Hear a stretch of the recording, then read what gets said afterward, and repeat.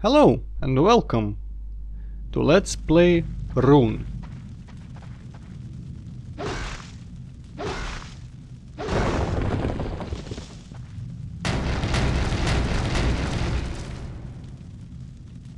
Actually, this is the version from GOG, which also includes the Halls of Valhalla expansion, but it doesn't matter since it's multiplayer. I'll be playing on hard, and I'll leave you for the introduction here. Expect to hear me again once it ends. From birth, the children of the North hear tales of the end of the world.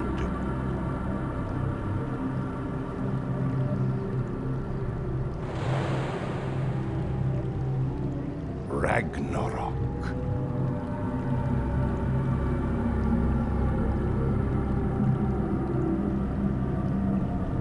When wolves will swallow the sun and moon, when the stars will be snuffed and the earth will tremble, when the gods will face the tribes of giants in a final battle that will ravage all the 9 worlds. All-Father of the gods, Odin, has always smiled upon the human race. To the most devout of his followers, he entrusts stones inscribed with his personal rune, a mark of his power in the human world of Midgard. These rune stones are protected by only the most valiant of human warriors until the day they die and are taken by the Valkyries to fight alongside Odin at Ragnarok. Of all creatures, only one does not fear Ragnarok: the evil god Loki. Bound deep in the bowels of the earth by Odin himself, only Ragnarok will set Loki free to have his revenge on gods and man alike. And it is only the power on Midgard of Odin and his runestones that holds Ragnarok at bay.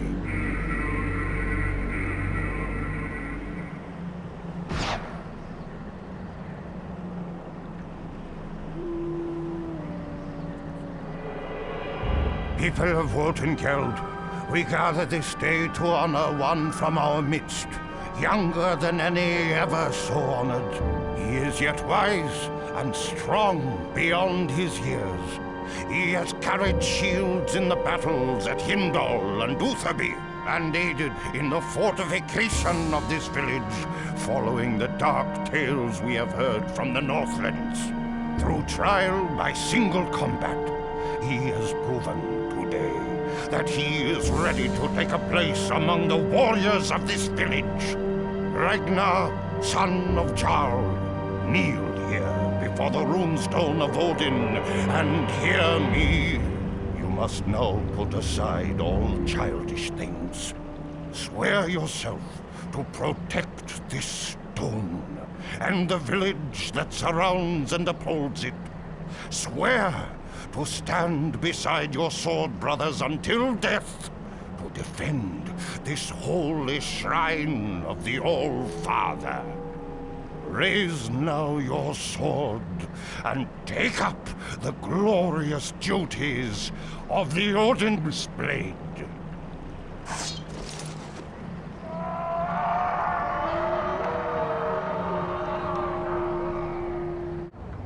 So here we are at Wotankeld, our village. Let's go first person for a sec. Look at the runestones and such. It's kinda cool that you can play this game in first person, but it doesn't really fit our third person hack and slash motif, so I'll stop as soon as I'm done with this. This crazy, drugged out seagull or whatever that bird is supposed to be. Anyway, let's take a walk around the village first.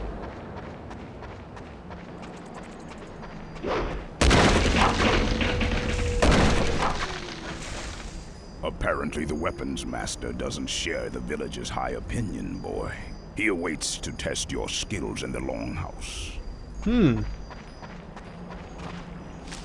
Well, that is our goal for this level, obviously.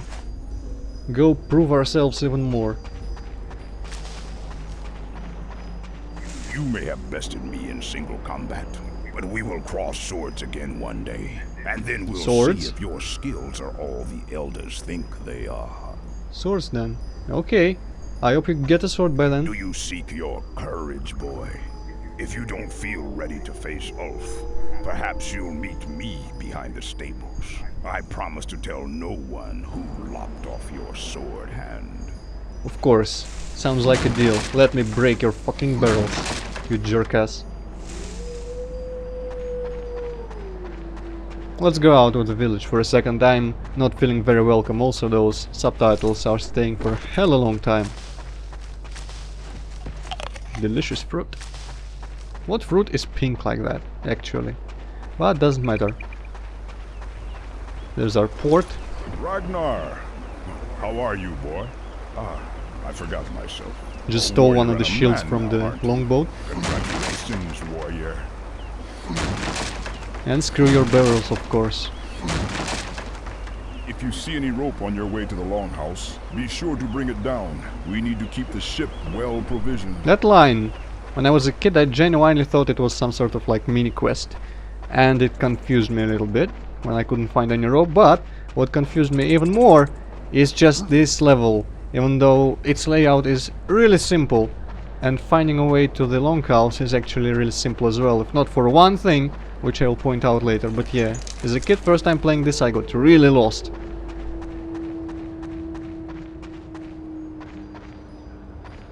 Ragnar, it's fair time the village added your sword to our ranks, friend. Did Ulf? No. I can see you have yet to visit the weapons master. Yeah, har har. Yeah, my friend gifted me this on my birthday. And we just played it. Sat down to play it immediately, and we got so lost in this place.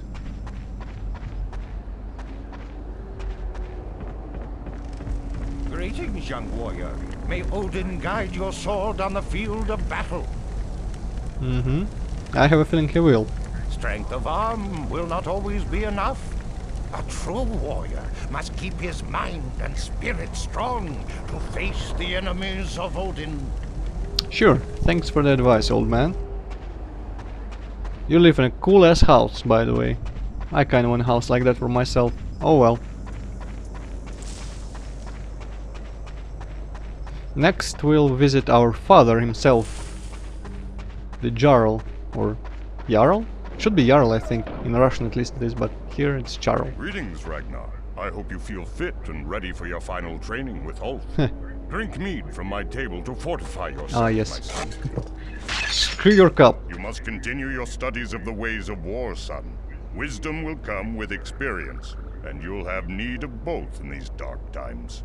Slaughter and destruction sweeps across the land, and I fear it approaches our own village. Foreshadowing. Your mother and I are proud of you, my son.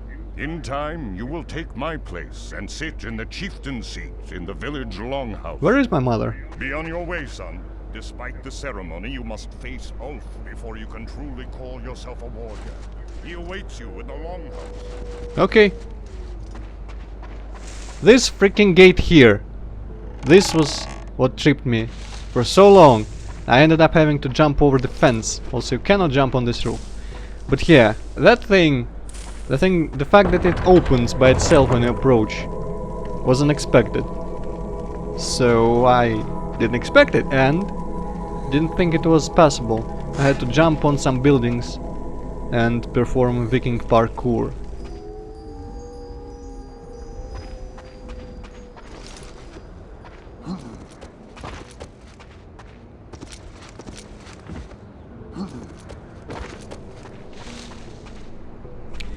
But yes, let's get some basic weapons and go face this Ulf guy. Oh, but not before eating a lizard. Because we're just like that. Ragnar, after the many hours you've trained in this, one might think you would know better than to keep me waiting. You're good, boy, but don't think I can't cut a stripling down to size. You may have bested Sigurd and been named the Odin's Blade, But the ceremony at the rune stone is nothing but words. Tradition says that before you truly become a man, you must face the most skilled warrior in the village. You must face me. This is the true trial. Defeat me in combat, and your place among us as a warrior is assured. Defend yourself. This guy has the stupidest voice acting in the game. Well hit, boy. Yes. Yes. Anyway, this is pretty much a combat tutorial. I am not sure if he can actually kill you. I suspect he will not actually kill you. But you do take damage, and he seems to take damage because wounds and slashes and stuff start appearing on his body. Come on, boy. You can hit harder than that. Well, yeah, if I hit and not throw, throws don't tend to do as much damage. Also, let's switch to the club to break his shield. I suspect it's... yep, it was almost broken, but clubs seem to be better at breaking shields if you're into that sort of thing. But yeah, this is pretty much how combat with human-like enemies goes in this game. Just go in, attack, go out. The shield, you might see, shields you automatically sometimes, and the durability lowers. Well done, warrior. The trial is over. Yep. For I can see that there is no more I can teach you. I trust experience to show you the rest.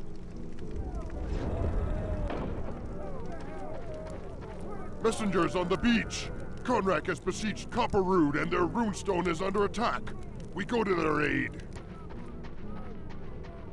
It seems that we have completed your training just in time, Ragnar. To the longship. And now that the tutorial is done, it's time for another big cutscene before the game starts proper, so hear you in a couple minutes.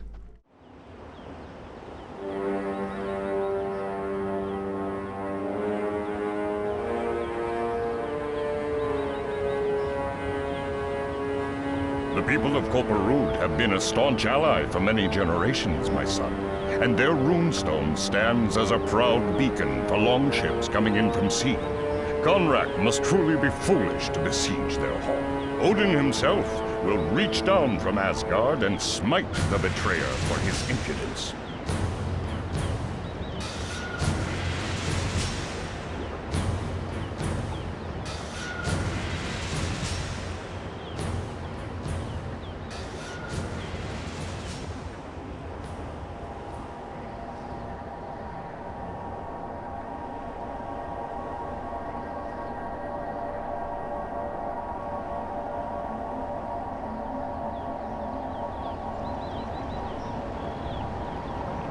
There, my Thane, on the horizon.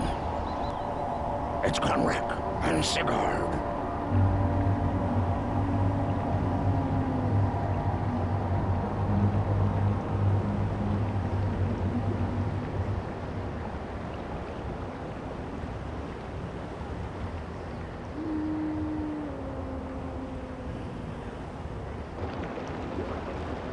Conrack, we fought side by side in many battles. Never would I have guessed that a Viking warrior could so betray every belief we served. No longer will I be but a servant, old man. Not to you, not the village, not to Odin himself. Copperroot lies in ruins, and I have a mere handful of runestones to destroy before all of Midgard will call me master. And how is it that you come to stand by the betrayer's side, Sigurd? Whisking a man across the sea faster than the falcon flies is well within the powers of my new master. Why guard a rock when I can stand at the front of an army set to rule the world? I have 40 men within an axe throw of your hearts. Prepare to visit hell.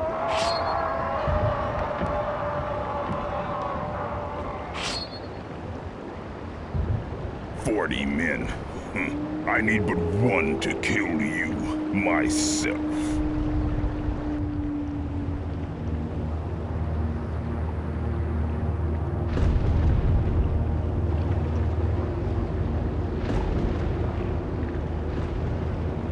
I call upon the Dark One, the trickster trapped below.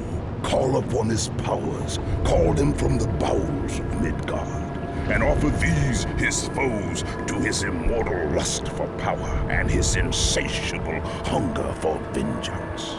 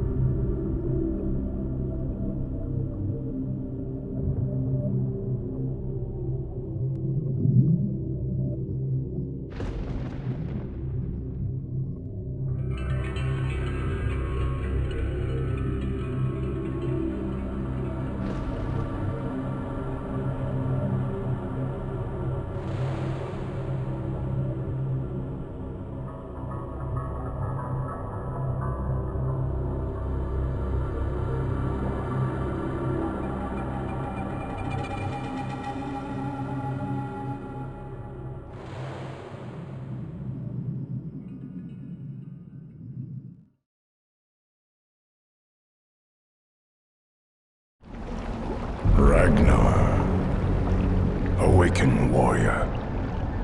The time for your death is not yet at hand.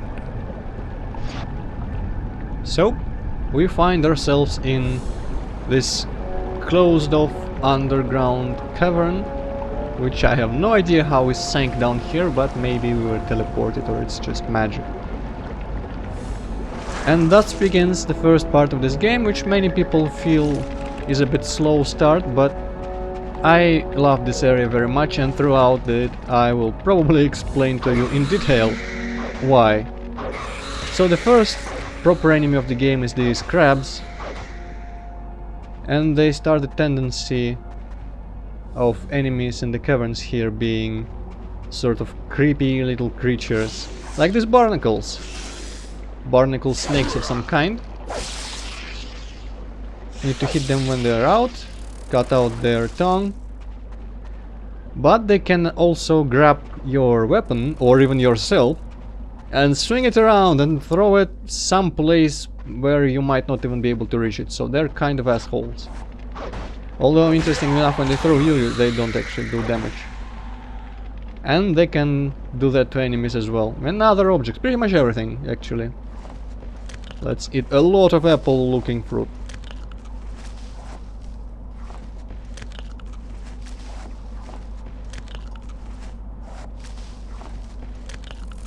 It's not delicious though, but it's alright. Also these guys, actually those guys are never enemies, and at one point one of them is even your friend, so look forward to that. These mushrooms, they are treacherous because they release poison gas. Not very far, but you shouldn't walk around them too much.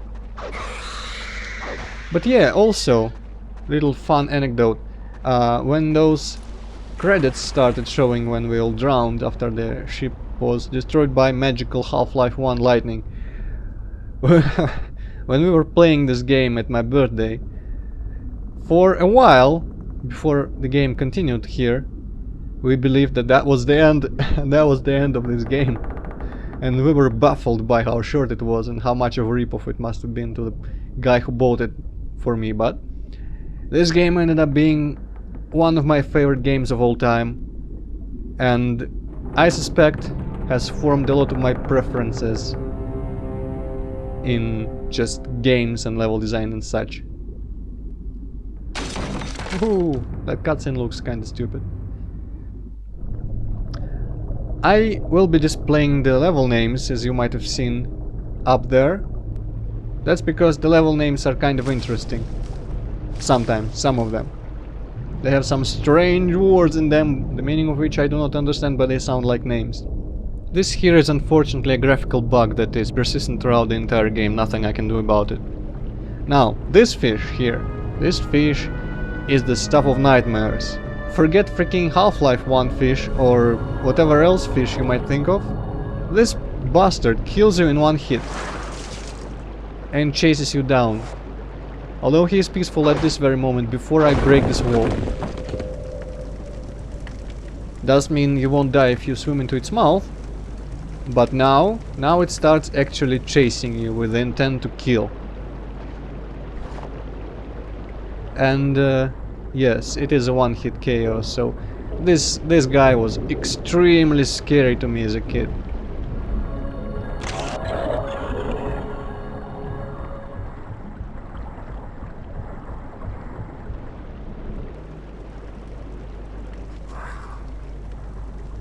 This game doesn't always have the most obvious progression. You might have already guessed that, I think. But I think it's part of its charm. To me, I cannot judge anymore because I remember where to go nearly everywhere, but finding where you are supposed to be going is such a thing of old. You are not used to really doing that anymore in games. Which is something I really appreciate. By the way, unless I mentioned it before, which I didn't because I remember everything I've mentioned, I am playing the version from Good Old Games and not the RUNE Classic, which is also available on Steam, but RUNE Gold, which is the true unchanged version from the old times. Because the Classic is actually... It is more like it was on PS2, because this game was ported to PS2 and it was changed. Some additional enemies were added, some scripting was changed, and some levels were cut, which I cannot forgive. So I will tell you which levels have been cut from the classic version. I will also show you the new enemies when the places when they show up come up, so don't worry. But if you play this game yourself, I do recommend the gold version, because I think the levels are much more valuable than enemies, and besides the enemies are kind of annoying, and I didn't feel like they really fit the game too well, but maybe that was just because I was so used to it. Meanwhile, Ragnar is feasting on lizards, and to get some lizards from high places you need to kill them, or just I guess hit them, which sometimes is only possible with throwing weapons, but sometimes you can just jump and hit them like that.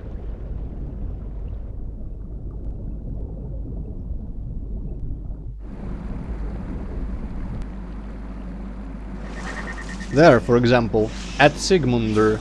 I have no idea what that means, if Sigmundur is supposed to be a place mentioned somewhere in the Northern legends or something. Maybe not, I suspect actually not, but it's interesting still. It has a lot of names in the level names. Also, you can grab severed limbs and try to use them as a weapon, but it usually doesn't work, it's just for amusement. Woohoo! Yes, that is what it does to anything that it grabs, including your weapons, enemies, or just yourself. Imagine being flung around like that and then thrown. It's kind of fun. Slightly, but not very often. Now, this level is great, because it has some options for traversal, which you can choose if you like jump smartly. You can avoid some of these barnacles and crabs, which is cool. It's not very non-linear or anything, but you can walk around in several ways, which I feel is another thing that is missing from games today. Granted, I haven't been playing a lot of modern games, but the ones that I did play usually felt like that.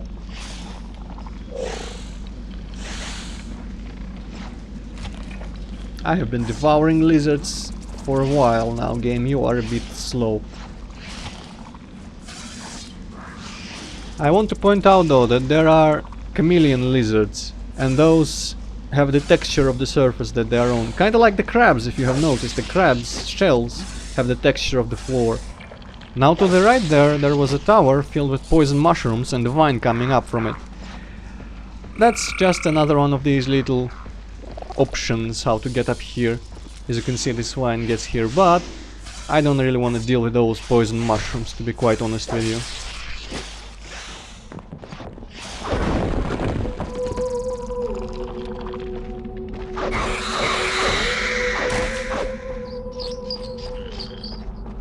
Now, a certain enemy that hasn't shown up here yet shows here in the classic version. But let's talk to a guy. Hear me, son of Jarl. I am Odin, and know that it is the All-Father himself who has saved you from certain death. You seek vengeance upon Conrak, and I have granted you this chance.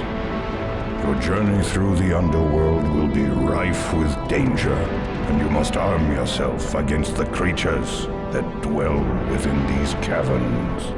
But when next you breathe the open air, you will stand outside the fortress defiled by the betrayer, the city of Thorstad. Good journey, warrior, and do not squander this opportunity.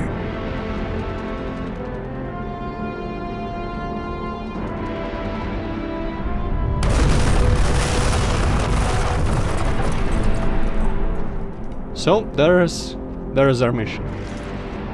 There's this weird statue here of some sort of goblin creature. But yes, we are going eventually to Thorstad, where Conrak, the bald guy on the boat who shot lightning at us, is dwelling. But the journey there will be long and perilous, and we will have to go through an area which isn't the best area to be in, called Hell, with one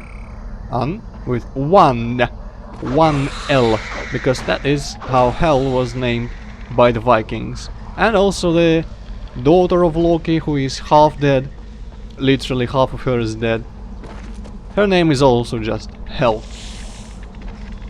Continuing the tradition of pretty much almost every mythology of naming a god of the underworld the same as the underworld. Now these freaking creatures, yet another creepy little dweller of the caverns that no human has ever seen before. They send out a shockwave of electricity if you are in the water, which hurts immensely, so do not swim around them.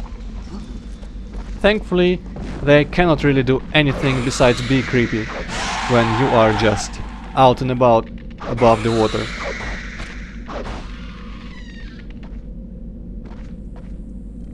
Let's eat that lizard.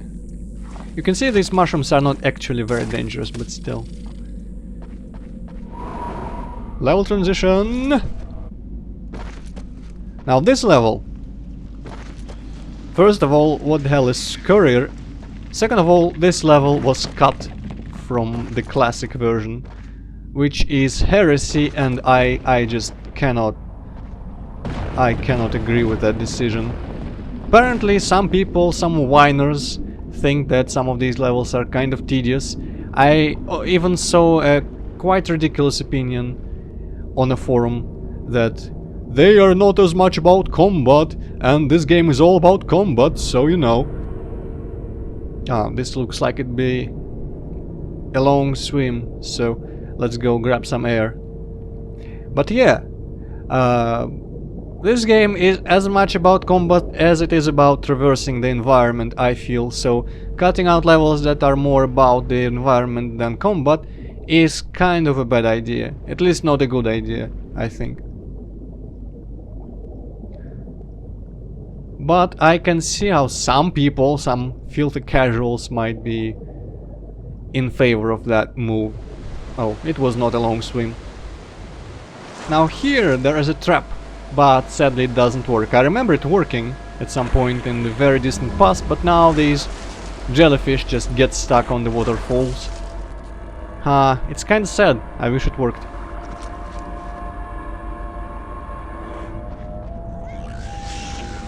Now these guys you will see throughout the entire game. By the way, there is one being flung They are goblins, and they are the punching bags of this entire game.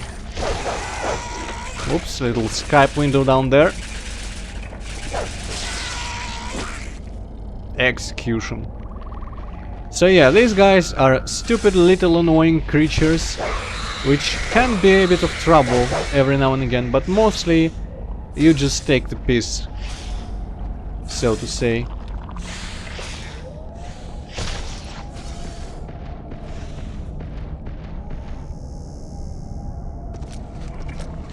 You can see one trend, starting with this area, that will be prevalent throughout the game's level design, and it is building spectacular, usually indoor areas, and then having several levels of ways to go around them, so that you first go through the bottom, then go through a side slightly higher, and see the place again, but from different angles. So it's kind of reusing the same space, but smartly, and it just gives it the sense of space, the ever so evasive sense of space.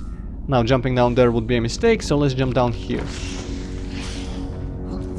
And dropping down in the water would also be a mistake, so you have to go on that slightly unintuitive slanted little walkway, but not a problem for a rune expert such as myself. Now this level was actually in the classic version, but it was the last of this whole section, so it ends after this level, just be prepared for that. At least the name is a bit more understandable. Although, actually now that you think about it, there isn't much more river in here than there was in any other level previously or after this, but I guess sometimes you can't name a level perfectly. There is that visual glitch again. I really hate it. And I suspect maybe if I change the renderer in the game, it could maybe change it, but it usually is not something that you can fix in these games. There is a similar issue in Blade of Darkness, and there, thankfully, I can fix it temporarily for certain places where it's necessary. But yeah, never mind that. This thing falls down. I suspect it's on a timer, and it's very hard to climb. You have to approach it from this side only.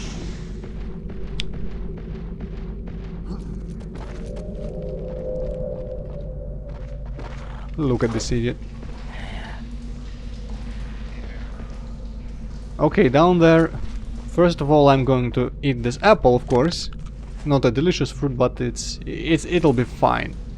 Now, down there, there's steam, and this steam will fry your ass, literally, if you don't look down when you climb down these vines. It doesn't kill you in one hit or anything, but it's damaging and most of all humiliating. And the goblins have been frying some lizards here, which are breathing rapidly, but still breathing. Now I took some shield, I took something else, I think, and only then I took lizards. Ragnar has priorities and prioritizes weapons above nutrition. And there we go, I took like 1 pixel of damage from that.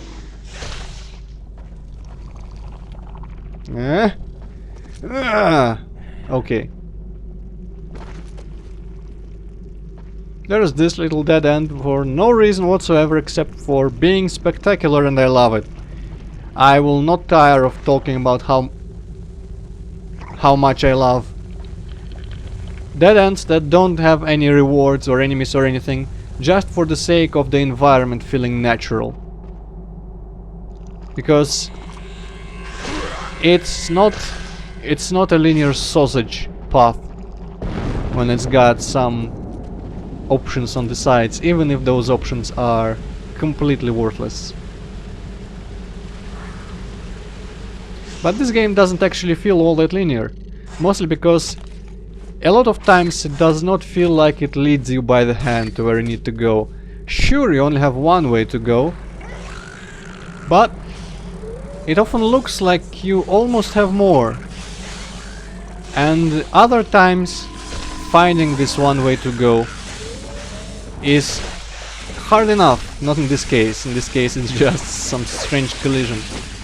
But yeah, finding your way can be in some places challenging, which I feel lessens the sense that you are going through a world that was designed with you in mind and your journey in mind. And it feels more like it's just luck that you are able to get where you need to get. The caverns in this game, especially, the layouts and room shapes and stuff are so random and diverse that they really nail it down, I feel. The natural feeling.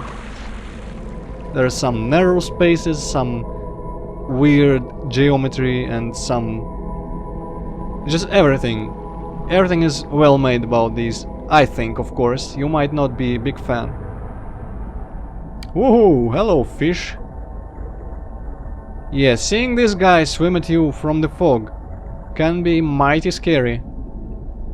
Thankfully, he does not easily catch up to you if you swim from him. There is other tricks to evading him as well, but you don't really often need to use them.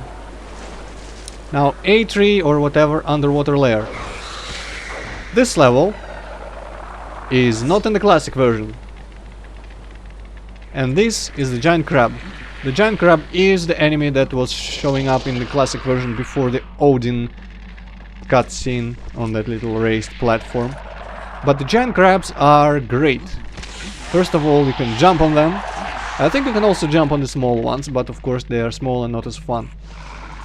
They throw you away if you stand on them for longer than a couple moments. And the methods of killing them are vast and numerous. And there is this sense of brutality about this game, which the giant crabs... Whoa! Which the giant crabs really helped carry over to me when I was first playing this. Because you see, you can knock them on their back, and, well, it's not really needed, but it makes it easier to cut off their claws. And when they don't have their claws anymore, it's rather obvious that they stand no chance and really cannot really function anymore in life. So they're just kinda crouched down like that in a defeated way, and I assume just die, because they know that they will not be able to feed or do anything. Of course, you can also just cut out their legs and they will die from, I assume, blood loss. There we go, that's one more defeated crab. You can cut off their limbs while they're just kind of walking around, but they do the rearing back move often enough that you can knock them on their back easily. Also on them you can better see how the texture of the floor is repeated on their shells, which is a really cool feature that I haven't really seen a lot in games. Now in here, in this area, I actually should clear out the enemies a little bit, because, goddammit, climb Ragnar! Because you'll have to do something which would be hard if the enemies were still running about. By the way, on the topic of climbing, this is not something that will be interesting to everyone, and actually probably not anyone, but I am curious. In these old games it seems like the system could determine pretty much by the shape of the polygons where you could and couldn't grab onto. And in the modern games you know that they pretty much mark the ledges that you're supposed to be able to vault about manually. Because the geometry is way more complex in today's games. So I was wondering how exactly was it done in the old ones, because it's something that could be cool to do, I mean. But yeah, this is what could happen. You need to break this little cave in here, preferably with a club, and it's very tough and it requires a lot of hits. And guys can just get you stuck here and maul you and swarm you and kill you. Good thing that that giant crab that decided not to die but instead to walk somewhere when I got his claws cut off, he is just walking in place there and not doing anything. Up. Okay, now this... yeah, this... someone might say that this is a bit of a lazy level design, like just make a room and drown it in barnacles in one enemy type. But I feel that in this setting of this game with these caverns and these creatures, it is something that could happen. By the way, carrying torches. Cool. Better in Blade of Darkness than here, but cool in here and very helpful in a lot of places as well. Sadly, the torches do not survive water. So this game is really, really realistic. But yeah, what was I even talking about there? Ah yes, the barnacle field.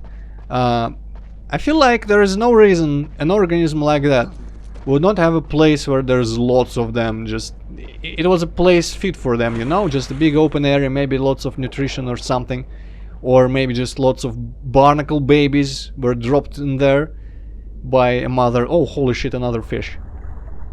So yeah, that's... I appreciate it. I do not appreciate this level being cut. Also, that fish is really scary, but thankfully this is post-commentary, so I do not have to sound scared. I might pretend from time to time. But yeah, the fish, you can evade him if you know the tricks. And it helps that you can do it, because there's a lot of dead ends and you need to find your way.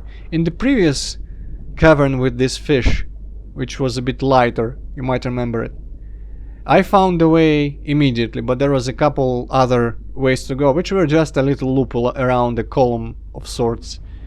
So it was not worth exploring, really. But you might as well not luck out like that and have to evade this fish while looking for a way to go underwater.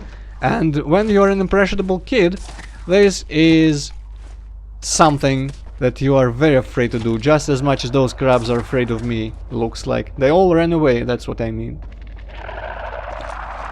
Now here's a fun part. That crab is pretty much locked in place, so you can jump on him and get here up on this ledge, otherwise you cannot reach it. But the crabs are done, and there's a level transition out of the caves and into... Heed me, Ragnar. hell. Your route to vengeance leads through this, the boundaries of Hell's domain. She will not take kindly to your presence. And as you walk among the souls of the dishonored, you must defend yourself well. A moment's weakness, and you will never again walk the sunlit lands.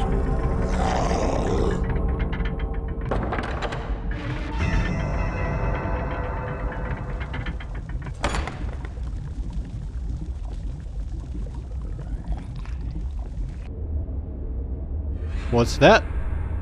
That, my friends, is a power rune. And it introduces magic, which is unique to every single weapon type you find. But that, as well as the bowels of hell itself, will be discovered in the next update of Let's Play Rune. So, for now, thank you for watching, and see you next time. Probably on another Let's Play before another episode of this, since, you know, 3 simultaneous ones, but still, goodbye.